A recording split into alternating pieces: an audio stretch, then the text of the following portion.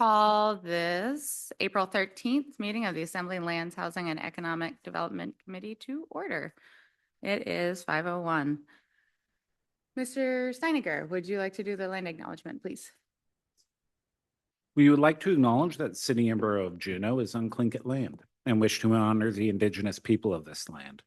For more than 10,000 years, Alaska Native people have been and continue to be integral to the well-being of our community. We're grateful to be in this place, a part of this community, and to honor the culture, traditions, and resilience of the Tlingit people. Gunshish. Thank you for that. I will note the roll. For the record, we have all members of the committee present.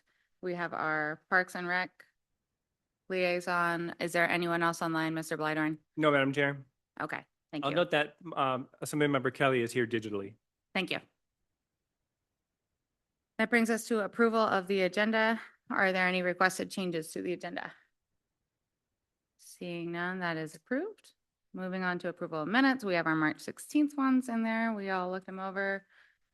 Seeing, are there any requested changes to those? Seeing none, that is accepted as presented, which brings us to our agenda topics for today.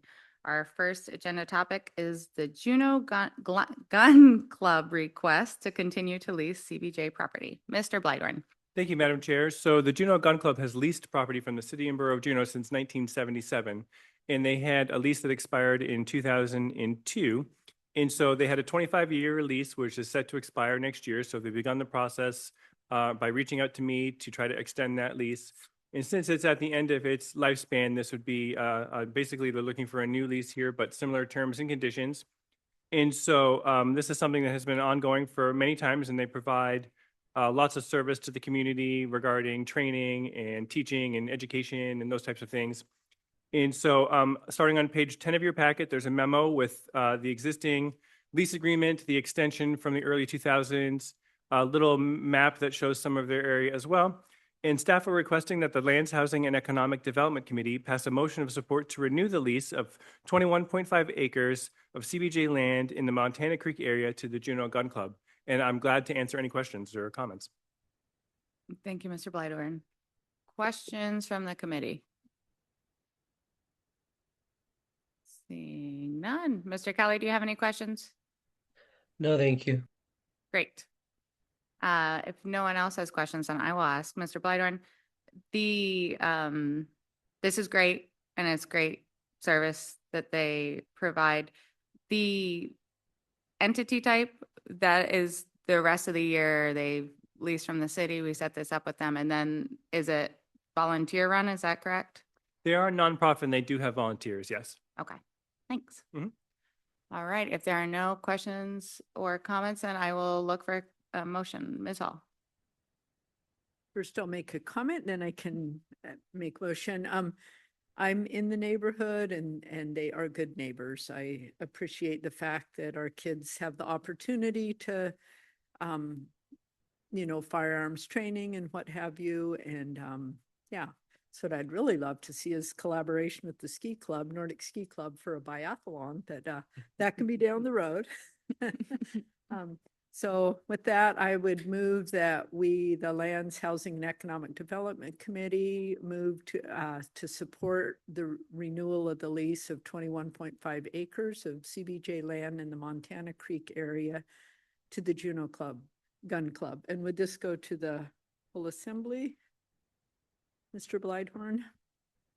That's correct. It would be, if you go through the packet, you'll see in the 70s and the early 2000s, we would do something like this by a resolution. We've updated our code since then, so this will be moving forward as an ordinance. Okay, so move this to the full assembly. Thank you. Great. We've heard the motion with the clarification. Any objections? Seeing none, that is so moved. And you got me excited by the concept of a biathlon, Ms. Hall. After watching the Winter Olympics, I'm right there with you. That brings us to our second agenda topic. We have an ordinance in our packet, and I just want to say before we get into this item, We have an ordinance amending chapter 69.40 short-term residential rental registration program. Also establishing limits and establishing a registration fee. We have the bulk of the ordinance is the same, and Attorney Wright will walk us through it, but this one that was on the dais is the updated one that we want to refer to when we're going through this. So thank you for joining us, Ms. Wright. Madam Chair, I just want to call Yep, attention that sorry. it is a red folder item, and the links on the website have been updated to reflect that as well. Okay, thank you, Mr. Bladorn. Attorney Wright, I will turn this over to you to walk through, and I guess I'll also, sorry, I say that and then I'm going to interrupt. So we looked at this last time, we gave staff direction to bring back this ordinance. So I think as we are listening to the walkthrough and as you have questions, please ask those now, and then we'll talk more about kind of what our goal is to be in committee. So Attorney Wright. Thank you for that. So the law department was asked to put together an ordinance on short-term rentals, and the focus was on two things. First, limiting the short-term rentals to one per person versus a large conglomerate or rental agency or major operator. The other was to look at some of the fees and some of the annual registrations. So last time I was before you all, I think it was early March, you had a memo in your file from me, as well as a copy of HB 184, which was a statewide attempt at regulating short-term rentals. It did not pass, but there were some good sets of feedback from local community members there to flag for you. So I'll walk through this ordinance. The first, we updated definitions, and you'll see that we've gotten rid of firm, corporation, or other designated legal entity. The goal here was, again, to limit this to persons, individuals, operators that are people living in our community, not large-scale firms that buy up tons of properties and then rent them out as short-term rentals. So that definition is modified. Then throughout, we've made that shift from operator to a person, again, trying to reflect the individualness of that. On page 2, subsection D, we have put in place an annual registration. You'll see that I've left it blank for you to have a discussion of what that would look like, what would be reasonable, and what your decision would be on that policy call. So again, in E, we're moving it to an applicant, one person. In H, here's where you would limit to 1 or 2 or however many short-term rental properties you would allow a person to operate at a time under this chapter. The initial indication was that you were going to limit it to 1, but I've left it blank for you to have that discussion. The other thing that I think Mr. Kelly, Assemblymember Kelly, brought up was a request to kind of have some of the registration fees, anything that's beyond administrative costs would go to the affordable housing program. So that's been added in. You certainly can direct where fees and registrations go through the budget process. You don't need to do this, but this gives that clear designation of where you intend that money to be. I'll take a sidetrack here. One of the tasks that you had asked was to look at what administrative costs there might be.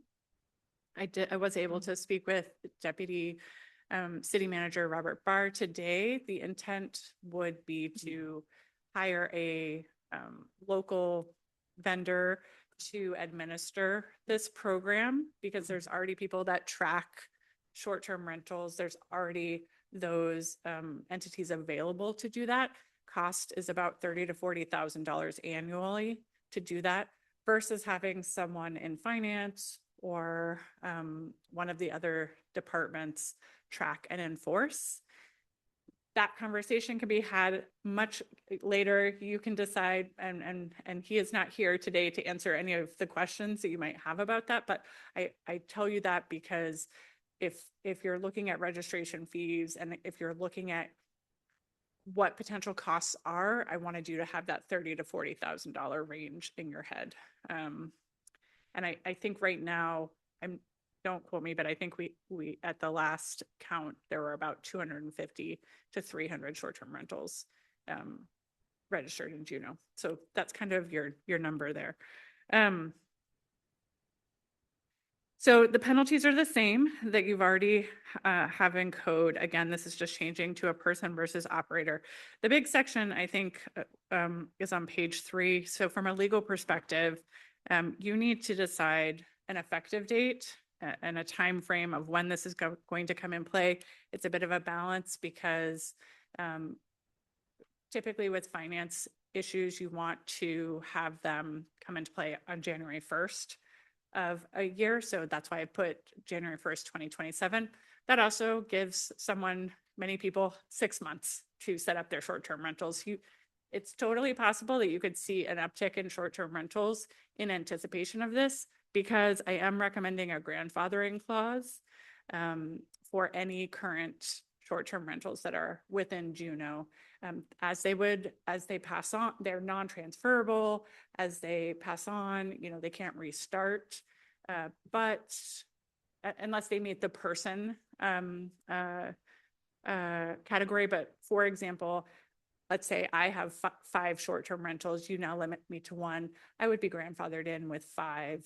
And as they fall off, then I would become subject to the ordinance itself and the new rules. From a legal perspective, it's much safer to offer that grandfathering to community members. It gives them notice and time. They're already relying on that money coming in. They've been fully operating within the law. So this change could have a significant effect. So I would recommend a grandfathering clause be present in here. You do not have to. There's a risk with that. There's nothing requiring grandfathering, but it's a good idea. So that is the ordinance itself, and I'm happy to answer any questions. Okay, thank you, Attorney Wright. With just that, I guess before we jump into questions, I'll just reset context for us. So we have had all of the materials that the short-term rental task force received. We received all of the work that had been done previously, not exhaustively all the work that had been done previously, but we had that fat packet that had those materials. So we have those to refer back to more conceptually about the shoulds and the numbers if we have questions about those. The task force, we looked at those recommendations from the task force, and then with this committee, the goal would be that now we have an ordinance, and this singular ordinance is doing the multiple things at once. And so I think I would say my goal for us in this committee is to do some work on this to where we have some of those policy discussions and we tighten up or add or remove things as we want to see them as amendments. So it's possible we come up with some things that we'd like to see changed. And then the ultimate goal would be to then move this on to the CAL.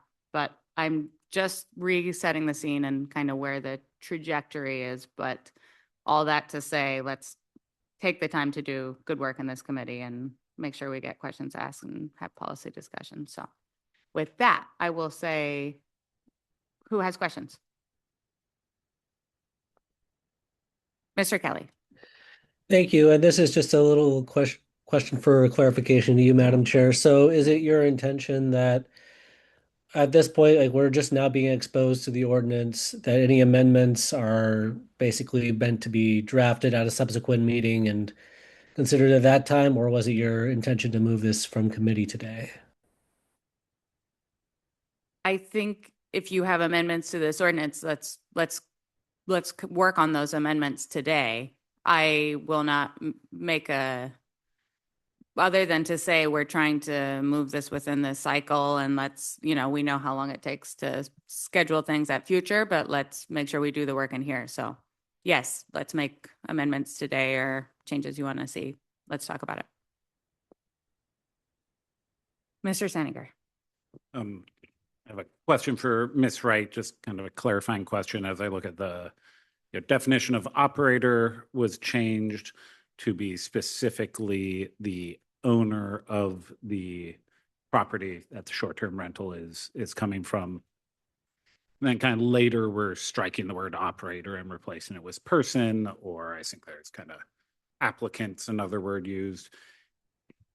And I just want to make sure that I'm clearing this, where you're using person or applicant later in the ordinance, that's also referring to the owner of the property. So, and I guess kind of add to that, in a situation where there might be one person managing properties owned by others, not owned by themselves, but owned by others, how would that apply and work? Sure, it's a good question. So I think I would say this ordinance is in base draft form. So that it's a policy question about what you want to do. So if you want, Mr. Blythorn is allowed to have one, I'm allowed to have one, and that's it.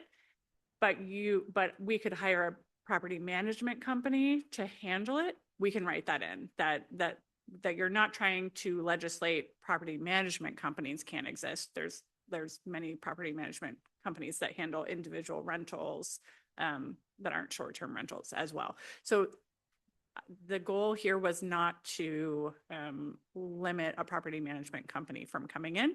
I believe the goal was just to say, I could have one, Mr. Blythorn could have one, and that's it. Follow up, go ahead.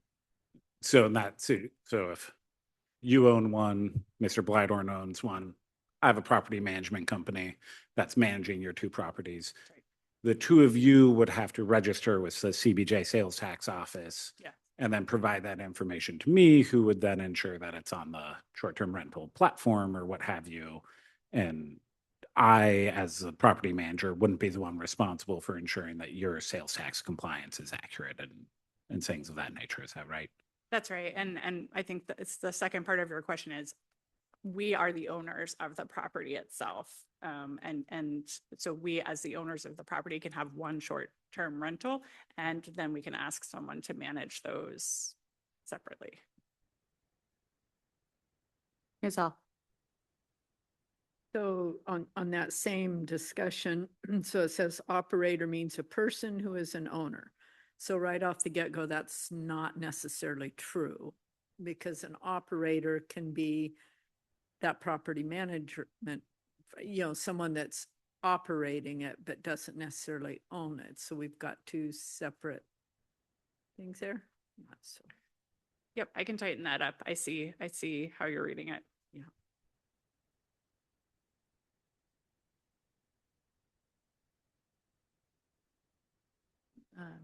Sorry.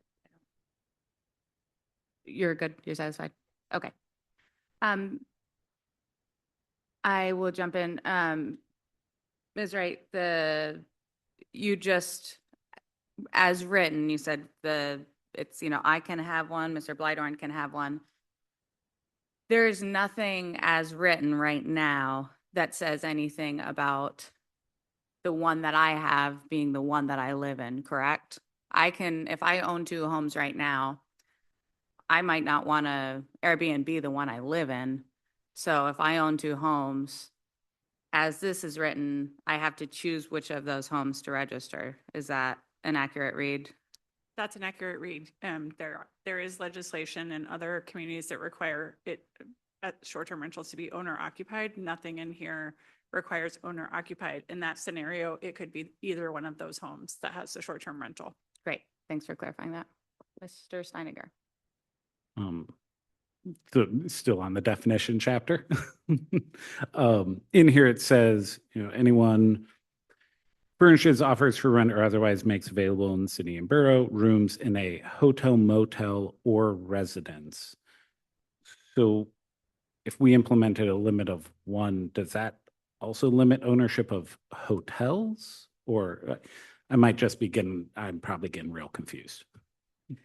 No, it doesn't. So hotel motels are covered in a different section of the code. They aren't in this section of the code. This language, though,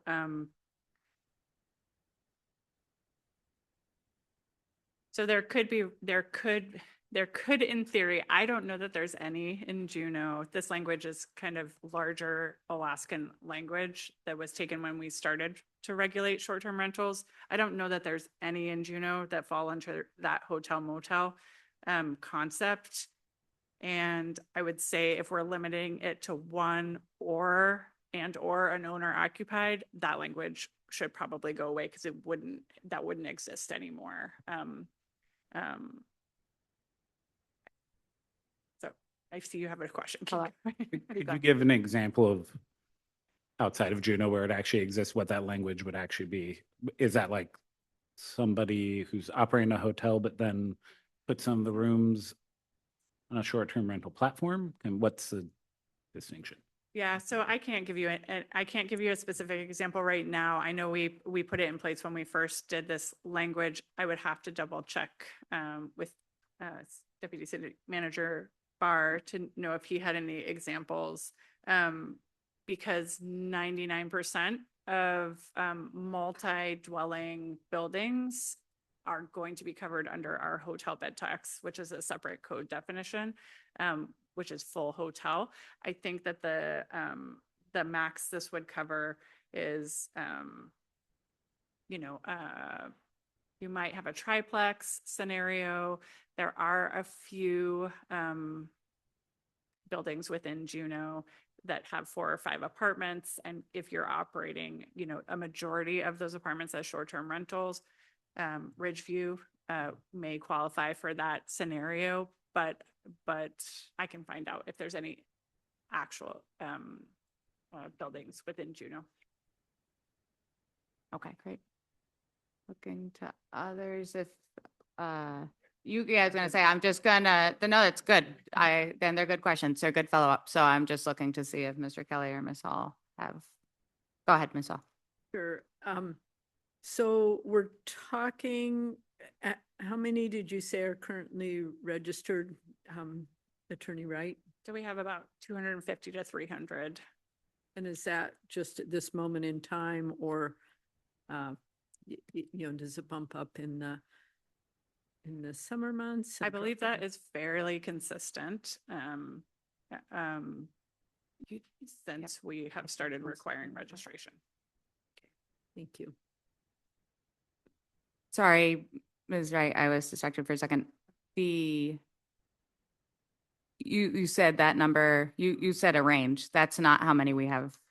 250 to 300 currently. So we don't have the number for how many are registered with Juneau.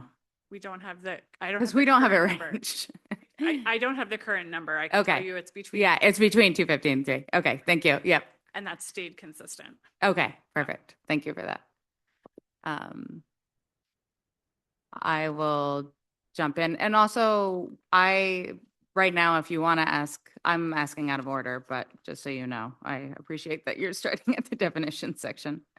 My question, Attorney Wright, was about what you said. As of right now, there's nothing in here about grandfathering in or phasing in. And you noted that that brings some legal risk. Grandfathering where someone is locked in with what they have now, that would be different than doing a effective date by the state. Kind of someone has to phase something out. That would be a different mechanism as I understand it, as I have seen it in other examples. So could you speak to that and how that cares for that legal risk? Sure. So grandfathering is actually in here. It's on page 3, 6940.045A. So it says a person who is compliant. So they have to be someone who's compliant with the registration requirements as of whatever effective date shall be exempted from the limitation of 1. And that would phase out. So you're right. There's multiple ways to do it. You can build in a grandfathering clause that then we would pull everyone who has more than one uh, um, at that point in time. And we would say, okay, as long as you're still, you've got the annual registration, and as long as you're still not adding, you can't add any more, you're fine as you drop them off. Let's say they decide to sell one of the houses, they can't go back to that number. So that's a typical grandfathering there. You could also say that this portion, this ordinance in part or in total, right? Because you can have parts that say registration is going to start being $100 versus there's no registration fee right now. So maybe you want the registration fee to start immediately, but the limitation on one per person is phasing in over 2 or 3 years. And that gives people time to adjust their ownership of certain things. Either way, those grandfathering concepts are good and useful and have been used. In general, the reason why we recommend grandfathering is because you are changing a property right that somebody has. And the way that they utilize their property, and there are assumptions that people might be making for their own, income and ability to operate within, to live in Juneau. It gives them time to adjust to changes in income, whether it be they sell their property, or they shift to a different type of, process. But it recognizes the property interest they have within the city and gives them time to adjust. Does that make sense? Okay. Just making sure I'm. Yep, no, explaining it. that makes sense. And Mr. Brooks, I will just say, as we see the mayor's here, if you have questions, feel free to join the party. But I've invited you many times. Mayor. Yep, follow-up question, Mayor. Does the same hold true if the person isn't compliant, i.e. they haven't registered? Do we have to grandfather them in? No, so the way that it's been written in, and if, let's say you went with a date instead of just a general grandfathering, if they're not in compliance, they are not grandfathered in. They have to be registered and we have to know who they are. And a follow-up to that, it's a policy decision, correct? It introduces legal risk.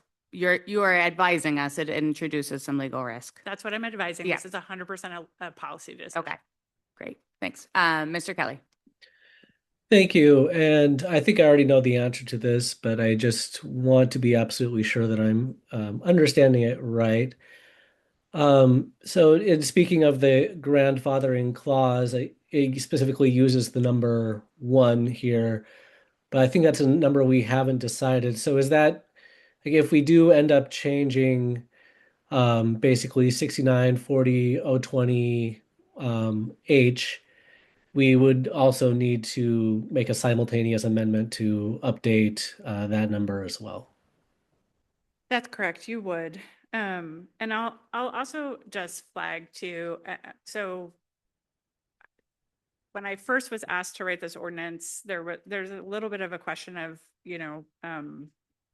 limiting, how do you limit short-term rentals? So for example, a husband and wife, my husband and I, are both in the same home. Maybe we have one short-term rental, it's in our home and it's under his name. Am I allowed to have one as well? And the answer is yes, under this. If we were going to say one each, I was not able to find an example where we could limit to, like, a husband, wife, or partners. Like, that goes way too deep. So I just want to flag that when we're doing this, the per person was as far as I could get any limitation. We can't go any narrower than that and legally enforce it. So. Great, thank you. Thank you. Other questions? Ms. Hall. Thank you, Madam Chair. And I'm not sure who to direct this question to, but when did we start collecting the hotel bed tax, and what is that currently?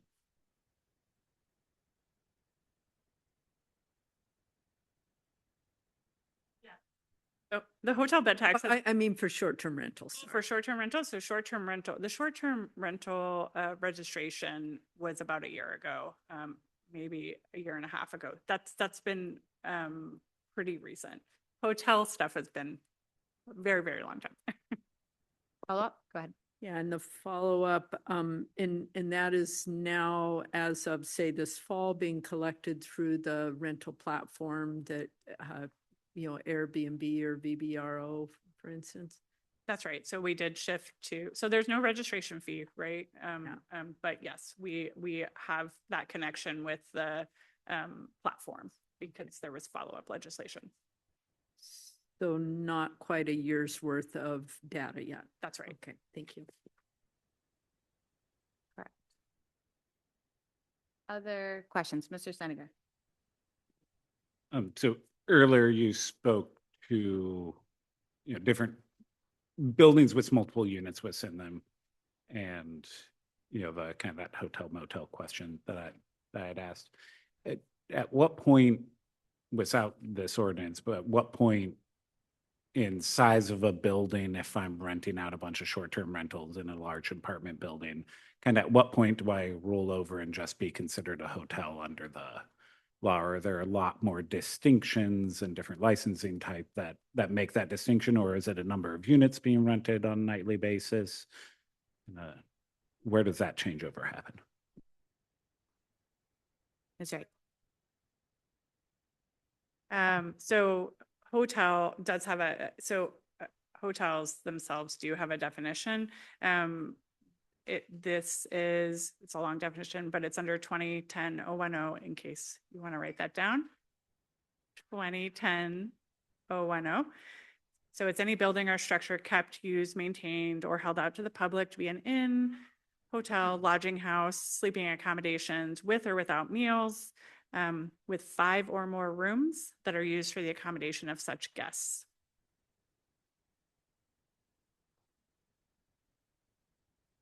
Follow up? I guess one of your examples, it sounds like potentially we might have a building that has kind of crossed over into that definition.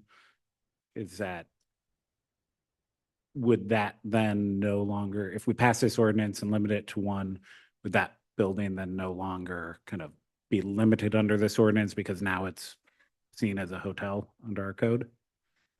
So, and I want to be careful about making any assumptions about, I said Ridgeview, but I don't know much about their inner workings. So that's not really completely fair. So if we took the Bergman, which has 20 potential spaces there, right? Bergman was a hotel motel. Let's say that they offered, there were 20 apartments in there and 5 or more are being used for accommodations and being held out to the public as a lodging house where you can sleep. They would potentially shift over to that hotel motel concept for those 5 lodgings. So there are buildings in town that are big enough to switch over, and where we would go to them and say, we don't think that you're really an apartment complex with short-term rentals. We think you're more like a hotel motel. And then there are a ton more registration requirements, insurance requirements, all of those things. There are a few buildings in Juneau that probably do switch over. Mr. Kelly? Thank you. And as a follow-up to that, you mentioned there would be a few more requirements. Would one of those be zoning? So if one of those buildings decided we have 5 or more and or I guess if it was imposed on them, either way, if the distinction was made that these are no longer short-term rentals, they are hotels, are there any zoning issues that might conflict with that? Thank you. So the short answer is yes, that there are zoning requirements. However, many large buildings already are in a mixed use or a multi-dwelling zoning. And so I couldn't tell you for sure exactly where zoning issues might crop up. But yes, they're subject to zoning just like any other building. Mr. Steiniger. Thank you. That's a good lead into my kind of next piece that I wanted to ask you questions about. And that's on page 2 under D, where we talk about the annual registration fee. Could that fee be charged differently based on the zone in which a short-term rental is operating? Like, could we charge a different amount in B18 versus mixed use? You know, that kind of thing. A really good question. So I think I would have to look a little bit more carefully at that with your, in general. You can have different fees in different areas because of zoning, they're responding to different neighborhood requirements and how different neighborhoods should look and what's allowed to be there. My hesitation in giving you a full answer is anytime we look at fees or registrations or anything, we're keeping an eye on that kind of equal protection. Are we treating everyone the same? Is there a reason to shift and have it be different in certain areas or other or not? So I think a qualified yes, we could if you have and we would need to look at the zoning and have a reason for why you were doing it. And if they're going to be different. Great. Yep. Yep, please go ahead. Yeah, but helps me to give more of what's going on inside my head. I'm thinking about, in terms of, what policy objectives we're trying to do here. We're trying to preserve longer term rental housing is, I think, one of the goals of the assembly is availability of housing, long-term rentals for residents. And so kind of in my mind, is there a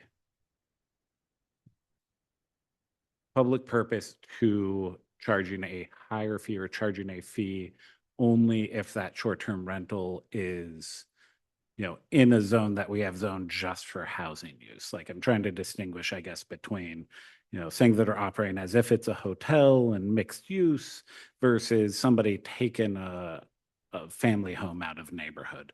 And that, that might be something I want to investigate. I've not totally convinced myself that's a good idea, but it's something I want to kind of put out there if it's even allowable and to talk through the policy implications.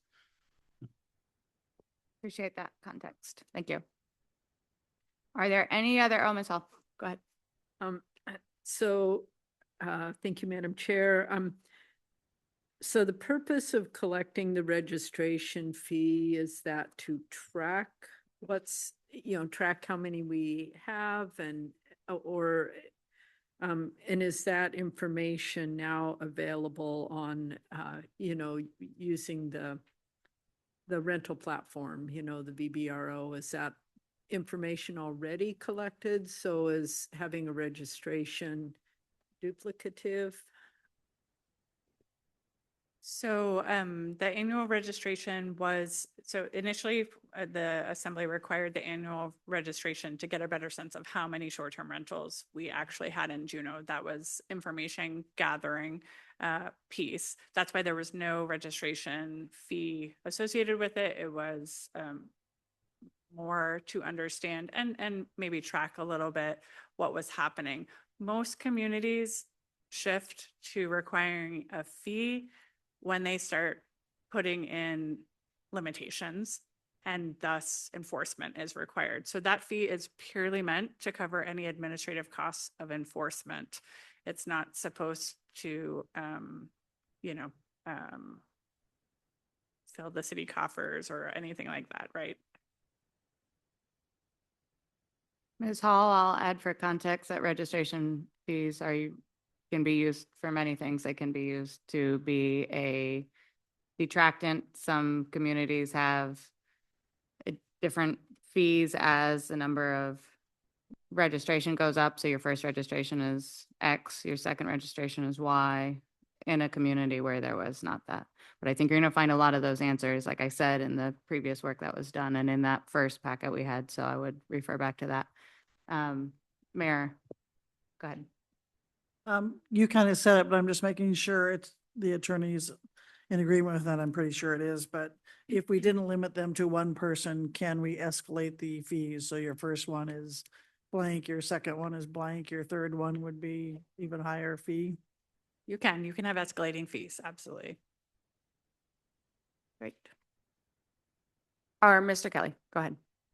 Thank you. And to follow up on the mayor's question, that had occurred to me, actually, it was suggested to me by a constituent who visited me during my office hours. But then I was also kind of thinking about how grandfathering might work in that circumstance, because if somebody has multiple units, it now is there any way to sort of grandfather them into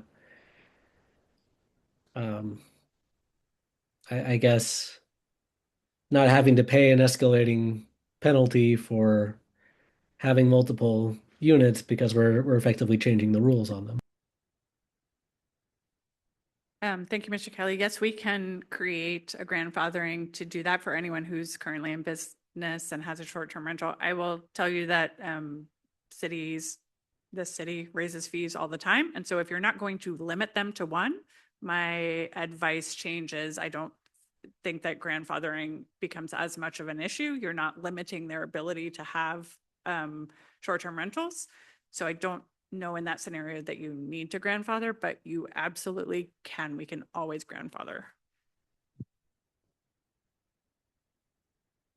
Any other questions about the ordinance as currently written? Seeing none, I will say that I want to leave, because of the nature of a couple of our staff reports, I want to leave maybe 5-10 minutes for staff reports. But we have time now if people want to start to share what's in their head, whether they have amendments, conceptual or not, or based on the answers to those questions. If there are things you like about this ordinance or don't like about that, we can start to move that to committee discussion and work. Mr. Kelly, go ahead. Thank you.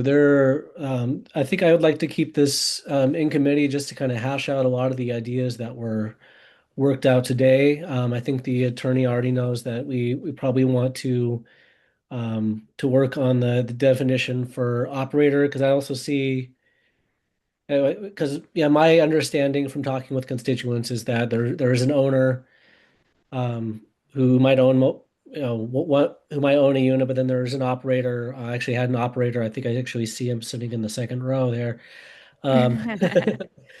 Who operates quite a few residences in Juneau, and so I want to make sure that like we're absolutely clear that like where we're talking about a person and where we're talking about an operator. I want to make sure that's abundantly clear in the definitions and in the text of the ordinance. Um, I I guess I'll leave to somebody else to talk about fees because I'm not sure where I stand on that yet. Um, Actually, I think I'll let somebody else talk while I figure out the rest of my thinking. Thank you for kicking us off, Mr. Kelly. It's a good start. Some of the other committee members were enjoying you getting your thoughts out because they're trying to get their thoughts in order. Ms. Hall, go ahead. I'll give Neil a few more minutes here. Thank you, Madam Chair. Speaking to Rainforest data, I gave Melania a call and she, we've got 14,000 housing units in town, and a generous number would be 400 short-term rental units. So I don't see this market, this very needed opportunity to house folks come into our community as being the problem with our long-term rental situation. I'd like to highlight an example of one of my conversations today where, due to the lack of housing, you build workforce housing, And that's, heavily used during the tourism season, but then it sits idle. And so the opportunity for someone to then offer their workforce housing as short-term rentals during the off-season versus getting a tenant in there and then having to move the tenant along. It doesn't solve the problem for long-term year-round rental units. But penalizing a model of using workforce housing and then short-term rentaling it, I think is a great solution. And I thought, wonder if they're thinking about doing that for the legislative housing we have. It generates additional revenue for the city through the bed tax and provides, the ability to flex up when we have big events happening here in Juneau, such as the regional swim meet that was here this last weekend. There's always a need, and we do have a hotel bed shortage. So anyway, those are a few reasons that I'm not really gung-ho on this at all. I think it's great to track it, and if a simple registration helps that, but if that is also easily available data through the rental platform that's already collected, we don't need to duplicate efforts, but if it isn't, and we just have a registration, I think that's fair, but, knowing that if we're going to enforce limits and having to pay someone $30,000 a year to do that, it just all becomes very convoluted and complicated, and I don't know that it's solving any housing issues that we have. Thank you. Okay, thank you for that. Mr. Steinecker, go ahead. Thank you, and thank you for that, Ms. Hall. I too, when I've been trying to look through some of the old data and try and figure out kind of some of the problem statement, it's hard to see in the data where this is a significant problem. I know it's definitely something that we've heard from residents, and we've heard the frustrations of trying to find housing in town. So I know that is a true problem, but how much short-term rentals are actually contributing to it is really hard to figure out from the data. I kind of already made my comment about trying to think of sort of the different ways that short-term rentals are used, whether it's a large building that's effectively operating as a hotel. And it sounds like we do have ordinance on the books that already kind of cares for that. It just might be something that we need to keep an eye on as we see, maybe apartment buildings, shift over to short-term rental, and make sure that, if you have more than however many units that is, that you're complying with the ordinance as written. I'm interested in thinking more about, whether we can treat some kind of registration fee sort of as a way that's a variance from using properties that are zoned for neighborhood long-term housing for short-term rentals. And if that's, something we can use to sort of, as this ordinance suggests, put into affordable housing programs, into housing programs generally, to try to kind of mitigate some of that stock that leaves. I don't know that I have a feeling of enough information to point to enough of a problem to put a hard cap on the number, especially knowing that we have a lot of operators that have quite a few, and as a result, the difficulty of working through grandfathering is going to get really complex, because I also don't want to kind of create this sort of haves and have-nots where we have a bunch of operators that were around before and they have a ton of units and are able to operate in a much different economic climate than new entrants. I don't know that necessarily creates a level playing field. But I am interested in further conversation on fees, or, kind of some way to create that distinction between housing units that otherwise would be long-term rentals. Also, definitely, as I've talked to people, I've heard a lot of the same thing about, you might have legislative housing or tourism worker housing, and those windows don't actually always mesh up perfectly. And so you can't necessarily replace a legislative worker with a tourist worker, because sessions go long and the tourism season starts early and all those things. And short-term rentals really helps fill that gap for some of these long-term rentals that we know we need in town. So I want to make sure that we're not kind of screwing up a sector of the housing market as we work through it, but make sure we're addressing some of the concerns we hear from residents about finding long-term housing. Okay. I will be brief. I think this is a good first session to work through it. I would say before the next meeting, dig into, obviously you have no interest in taking this further, but those of us who are interested in taking it further, dig into any questions you need to ask about short-term rentals as a whole, review those previous materials. If you need to have conversations with staff on history or anything else, or Melanie or anyone else who would be useful. And there are other members of the task force. We have one in the audience tonight. So have those conversations before the next meeting. Our next meeting is May 4th. So in the meantime, I'm going to ask you, do your homework, get any amendments ready, chat with staff about them so that the next one we can hopefully end up with something that we're either moving to Cal or not. And then as somebody who's been involved in it the entire time, or a lot of it the time, and who was on the short-term rental task force, I will say, short-term rentals are not I think I hear sometimes in town where people say, this is not our housing problem, so don't do anything about it. It is not our housing problem. No one thing is. So, and they are needed. There's no question about that. It's just, we're not trying to very simple, like hammer over the head, fix a problem, but can we tweak something so that it serves our community better? And I would argue that yes, we could. And I would also argue that the finding of the task force was to tell us to come up with a number. I'll tell you all, just so you know, I'm going to be bringing it next time. We didn't have a lot in here about owner occupied, but that was something that the task force wanted to see that that's one way we can preserve that and make sure it's clear. Owner occupied, you can always do whatever you want with the house you're living in. And then the recommendation is, if it's not owner occupied, consider putting a number. They didn't say what number, but I just want to respect the work of the people because we had a lot of diligent community members who put in a lot of time on that.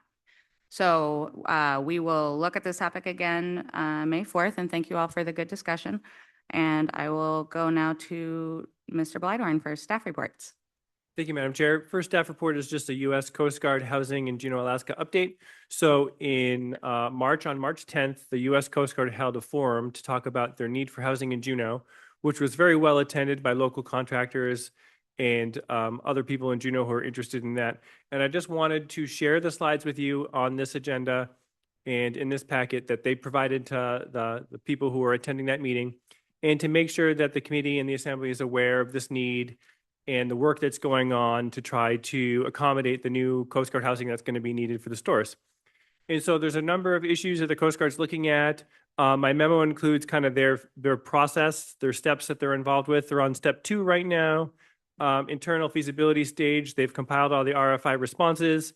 After this meeting, I was told by Coast Guard personnel that they met with 9 entities separately, individually, to talk about their property, their projects, their questions, their concerns. And then I know that the U.S. Coast Guard is running it up their flagpole, as they said to me, and coming back with further questions before they begin some type of RFP phase. So I just wanted to remind everybody that the Assembly has looked at this a number of times. There has been a lot of interest from the Assembly to try to collaborate and help make this happen.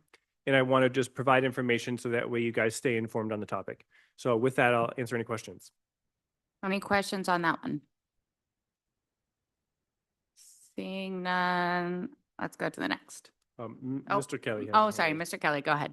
Didn't see your hand. Sorry, I just had one quick question. So are you, like you kind of mentioned the different stages and we're on stage 2. Do we have like any associated timeline for those stages, and would we anticipate being able to meet the need before the Storrs is actually stationed? Through the chair, great questions. That was just the information that was provided to me by the Coast Guard. They didn't elaborate on their schedule. I'd say that I've spoken with a couple of local contractors and people who attended that meeting, and there's still a few issues with the Coast Guard's plan that need to be worked out. So I think that everybody's really interested in working on this and trying to create a solution here. I know JEDC has come up with some ideas as well, and it's just of the community's interest to work this out. So hopefully we can be a good partner as this works its way out. Thank you. Mr. Bider. Great. Second staff report was just the CARES lease. This is for the sobering center. I just wanted to bring this committee's attention to this topic because I have been working on it as staff, and that's going to be signed in the next few days. So that's going to be worked out here soon. And I just wanted to make sure you're aware that it's happening. It's something that the Assembly has been interested in working on over the past 10 or so years, and it's something that will continue into the future with the fire department. And then the third staff report that I had for a verbal update is just Juneau Animal Rescue. Last year, this committee heard an application from Juneau Animal Rescue to lease a piece of property over by the food bank. And as of this week, that lease has been signed by the city manager. So congratulations to the Assembly for leasing property to the Juneau Animal Rescue so they can continue to provide the services that they provide and also work towards a future facility that they're going to be fundraising for on that property. Great. Thank you for your work on that. We will go to our liaison for liaison report or comment and question.